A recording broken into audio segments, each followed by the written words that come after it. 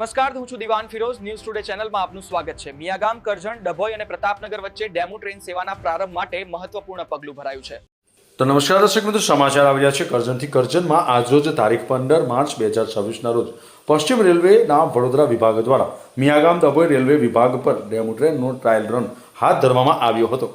Miyagam Karjan railway station ખાતે આયોજિત કાર્યક્રમમાં સાંસદ મનસુખભાઈ વસાવા દ્વારા ભરૂચથી ડભોઈ સુધીના ટ્રાયલ રનને લીલી ઝંડી આપવામાં આવી હતી.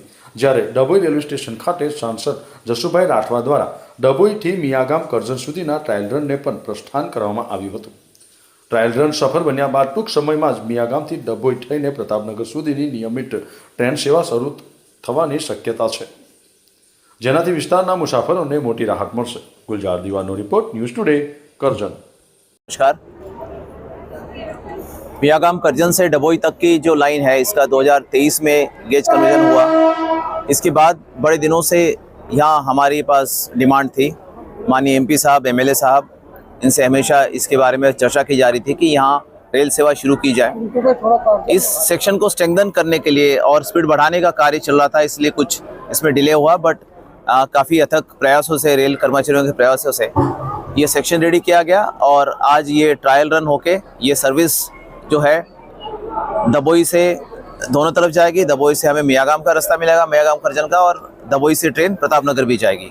तो ये तीनों जगह के जो कर्मचारी है, विद्यार्थी है, उनके लिए एक्सेस बन पाएगा और ये सर्विस रेगुलर होगी। और इसके बाद जब हमारी गाड़ियाँ इंदौर तक पहुँच जाएगी, धार से इंदौर जो है अगले 2 साल में इसका टारगेट है। फिर मेन गाड़ियाँ भी, मेन लाइन की गाड़ियाँ इंदौर से सीधा मुंबई जाने के लिए दबोई से जाएगी और दबोई बहुत ही इंपॉर्टेंट स्टेशन हो जाएगा। साथ ही माननीय एमपी साहब और एमएलए साहब जो एक डिमांड हमेशा कर रहे थे और वो बहुत महत्वपूर्ण भी, कि डभोई से जो ट्रेनें आ रही है एकता नगर से, और डभोई में उनको रुकने का प्लेटफॉर्म मिले और गाड़ियाँ रुके और लोगों को टिकट मिले। उस डिमांड को माननीय मंत्री जी ने दिशा निर्देश दिया था। उस हिसाब से जीएम साहब ने आदेश पर अभी हमारा कंस्ट्रक्शन विभाग 2 नए प्लेटफॉर्म इस स्टेशन के लिए बनाएंगे, जिसपे फिर सारी गाड़ियाँ रुक पाएंगी। ये वर्क सैंक्शन हो गया है और ये कार्य बहुत ही जल्दी शुरू होगा। यहाँ से जो छोटा उदयपुर से ट्रेन आती है जी, बड़ौदा रेलवे स्टेशन तक जाती नहीं जी। वो ऐसा है कि बड़ौदा स्टेशन बहुत ही कंजेस्टेड है आज के डेट में, इसलिए बड़ौदा में प्रतापनगर और विश्वामित्री और छायापुरी ये पैरेलल स्टेशन हो रहे, साथ ही बाजवा डेवलप होगा। तो ये ट्रैफिक डिस्ट्रीब्यूशन हम प्लान कर लेंगे। कुछ गाड़ियाँ जो ज़रूरी है वो एक आध गाड़ी जो ज़रूर आगे तक जाएगी, बट जिस हिसाब से हमारा बड़ौदा म्यूनिसिपल कॉर्पोरेशन से डिस्कशन हुआ है, ये सारे स्टेशन का कनेक्शन बसेस से होगा, ताकि लोग एक स्टेशन से दूसरे यात्री स्टेशन भी जा पाएंगे। इनफैक्ट प्रतापनगर बहुत ही महत्वपूर्ण स्टेशन डेवलप हो रहा है दबोई जैसे, इसका दोनों स्टेशन का उद्घाटन बहुत ही माननीय प्रधानमंत्री जी करेंगे। तो जो लंबी दूरी की गाड़ियाँ हैं, जो साउथ और स्पेशली नॉर्थ में हमारे पटना की तरफ, दिल्ली की तरफ और वाराणसी की तरफ जाते हैं, सारी गाड़ियाँ अभी प्रतापनगर से शुरू होंगी। तो प्रतापनगर भी बड़ौदा जैसे ही बहुत ही महत्वपूर्ण स्टेशन बनने जा रहा है। धन्यवाद। एक तबक्के जे नेरोगेज माटेનું એશિયાની સૌથી મોટું સેન્ટર કહેવાતું હતું એવું ડભોઈ, કે 1816માં માનનીય મહારાજા સયાજીરાવ ગાયકવાડ તરફથી એની શરૂઆત કરવામાં આવી હતી ટ્રેનોની. આજે બ્રોડગેજમાં રૂપાંતરિત થયા પછી લોકોની જે લાગણી ને માંગણી હતી એને અનુરૂપ રેલવે તંત્ર દ્વારા આજે ડભોઈથી મિયાગામ, કરજણ ને પ્રતાપનગરની ટ્રેનની શરૂઆત કરવામાં આવી છે. આનાથી યાત્રિકોની સાથે જે વિદ્યાર્થીઓ અભ્યાસ કરવા માટે અપડાઉન કરવા હોય એને પણ ફાયદો થશે, નોકરિયાત વર્ગોને પણ આનો લાભ મળશે અને જરૂરિયાત સંતોષાતે હમણાં કહેવામાં આવ્યું એમ રસ્તામાં કાયાવરોને જે તીર્થસ્થાનો છે એ તીર્થસ્થાનો પર જવા આવવા માટે પણ લોકોને આ ટ્રેન મદદરૂપ થશે. એટલે હું આ વિસ્તારના તમામને અભિનંદન આપું છું, શુભેચ્છા પાઠવું છું.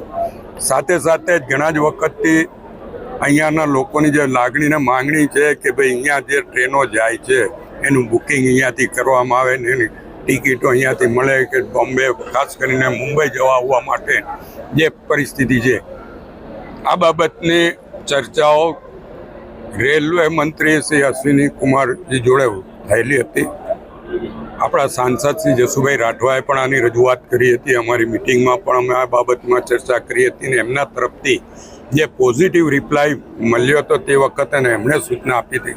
આજે ડીઆરએમ સાહેબે પણ માઇક પર એ સ્વીકાર્યું છે અને ટૂંક સમયમાં ડભોઈથી જે ટ્રેનો જાય છે એ લોકો માટે અહીંયાથી બુકિંગ થાય, એમની ટિકિટો મળે ને એમને ઉતરવાનો ને જવાનો પણ અહીંયાથી લાભ મળે એ વ્યવસ્થા થઈ જશે એવી ખાતરી આપી છે.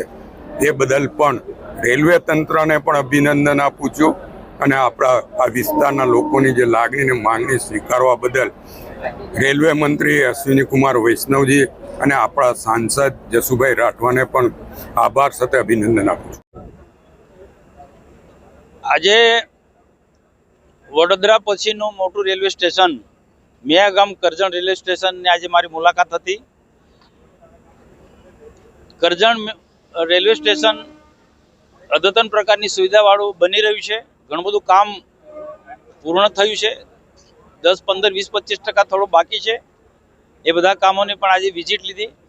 તો સૌથી વધારે અગત્યની બાબત એ છે કે આજે